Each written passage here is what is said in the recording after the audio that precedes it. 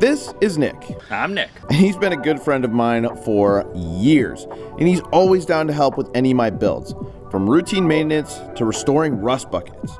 He's always willing to help without much complaint.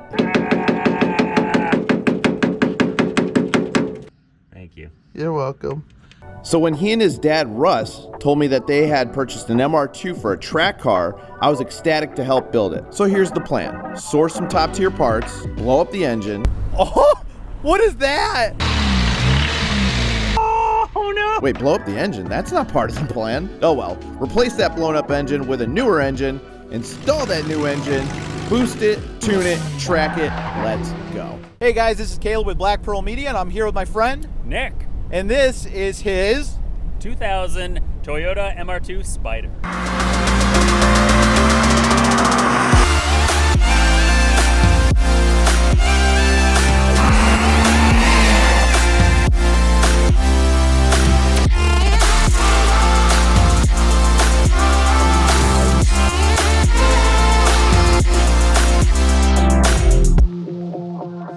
So we are working with turbokits.com, and we're going to be turbocharging this with their very own BLF turbo. Plan on going to about 8 PSI, and we'll be revealing all the different components that they're providing in order to safely get us to 8 PSI, around 200, 220 horsepower, and keep it reliable for track use. And that is going to be ridiculously fun. So we're just going to go over some basics here, because this is honestly a car that you don't see very much on the road, and I just kind of want to pick Nick's brain on a couple of its specifics and what drew him to the car. So this has a 1ZZ FED engine, which is a 1.8 liter 4-cylinder, and it is almost identical what you'd find in a Toyota Corolla or Matrix or Celica. And so that comes out to about 120 to 130 horsepower. Nothing crazy, but the beauty of this car is that it is light. It's actually 100 pounds lighter than a Miata. Comes in a little under 2,200 pounds. And of course, its party trick is that the engine is in the back. So technically it's considered a mid-engine, but it is a behind the driver mid-engine. So that's actually what MR2 stands for. It is a midship runabout two-seater. Oh, I actually didn't know that. Midship runabout. Yep. It sounds like we're in like a ship or something. Exactly. We're sailors. What drew you to this platform? Well, I was specifically looking for a two-seater roadster convertible, lightweight, good for the track, and that pretty much brings you to just a few options, especially in the cheaper price range, Miata or MR2. And of course, I like unique cars, so I had to go MR2.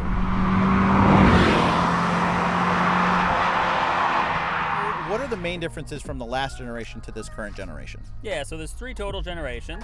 First one was in the 80s, second one 90s, and this one was 2000 to 2005. Unfortunately, it was the last generation of the MR2, and this one was really very unique, and it even came with a different name technically. It's the MR2 Spider, and then this is the only one that was a full convertible. 1 and 2 were T-tops or full hardtop, and 1 and 2 actually had a lot more power. So the first generation came naturally aspirated or supercharged, and then Gen 2 was primarily turbo. That's interesting. What I've always heard about these cars is that they are notorious for snap oversteer. Now, when I've driven this, I didn't experience that at all, and I was pushing it, decent.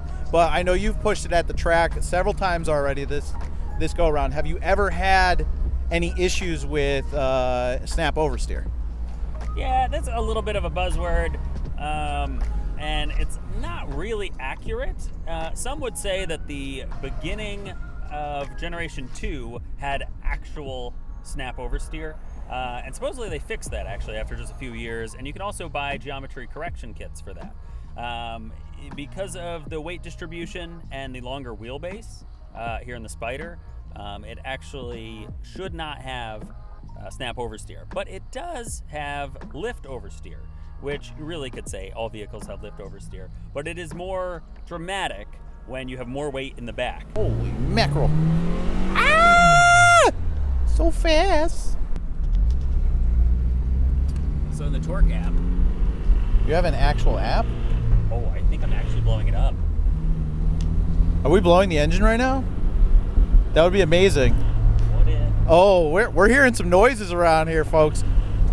Oh, what is that? No, I don't want to actually blow it up. Because we burned so much oil when I was doing all the revving? All the revving. Okay, so just an update. I don't know if the engine is... I don't hear it right now. It could be knocking. Do we do a 0 to 60 on this engine? Yeah. Yeah, okay. So. All right, so we might just completely blow this engine up, but that's okay. We have a spare. But that was always the plan. This engine is poo-poo, and we'll talk about that in a second. But we just did a little driving test, and we're getting some weird noises. Holy! That was really bad. I didn't know we were doing it like this second, but... Oh, it sounds so bad! No, we need to stop. We need to stop. I can't do it. I didn't know we were starting the 0 to 60 then. All right. Luckily, we're not too far from home. Ooh, it sounds good. I don't know what that is. Oh, it's just lifter tick, I'm sure. So this engine consumes a lot of oil, and we will talk about the engine that we pulled last weekend a little bit more soon, but it doesn't have that issue. And there's something going on with the engine right now. It's making some very interesting ticking noises, and we might have blown it up. Might have. Or at least caused irreversible damage. Yeah, probably. Which is okay, but it's not okay, but it's okay. I guess it's okay. I mean, we're going to be home as long as we make it home, Yeah. so. Oh, man, that's Goodness, crunchy. That is. That is crunchy. That's nasty. Oh, what I think is that that? is like a lifter of some sort. Maybe it's part of like the variable valve timing. Maybe.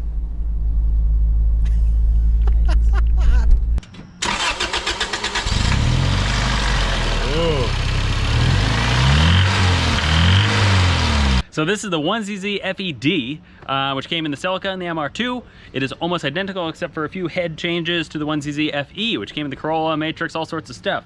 And what's interesting, from about 1998 to 2002, 2003, they used a piston design, and they only used 4 piston oil control holes, and then the control rings themselves were just not designed well.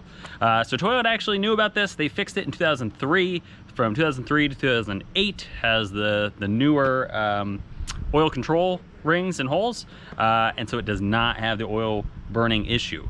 So usually people say like high oil consumption means like anything under 1,000 miles per quart, or quart for every 1,000 miles. This thing's burning about a quart every 20 miles. So it's pretty bad. It's pretty much unusable. You know, you pretty much can go on one drive and totally starve it of oil and destroy it. So we actually pulled a newer engine out of a junkyard, which was an adventure. And if you haven't seen that video, I'll link it below. You guys should check that out. And we're gonna swap that in here before we get into all the modifications and stuff. So that's why we're not like crying if this thing is completely busted up, but we're adding some old oil to it, and we're gonna see if that ticking goes away. Maybe it was just starved of oil, or maybe we did some pretty bad damage to it. I don't know, but if we did, we got some good laughs out of it. Right, Nick? That's right. That's right. That's what it's all about. It only holds 4 quarts, and I just put about 3 quarts in, so yeah, that might have been it. That could have been it. That could have been it. It'll probably run just fine. Yeah, it's a Toyota. I might still thumbnail this, blew up this car, so I don't know. We need the clicks. Sure, we need the likes. We need the subs. Yeah, it's not really bait, you know, click bait. It's like, not, yeah. It's like That was a genuine reaction. a click lure. Click, That's not click, lure? Not a lure. What, like fishing? Yeah, that's what I meant, like bait. You know, like bait. I guess so. I guess so. It's the bobber. That's why This it's is called click bait, dude. I know It's it not is. called click bobber. That's what I'm saying. It's like it's not fully clickbait. I mean, okay, it's a click bobber. It's just the bobber. Gotcha. Oh.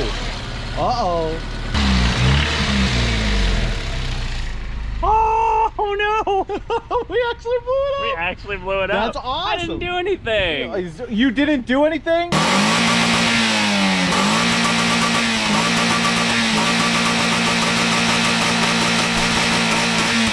my gosh. I didn't either. I didn't do anything. That's great. Wow. Oh, ooh, look at the, oh. I'm sure my father's watching. Oh, I'm sorry. Sorry, Dad. I can't believe it. I can't believe it either. Wow. I really didn't.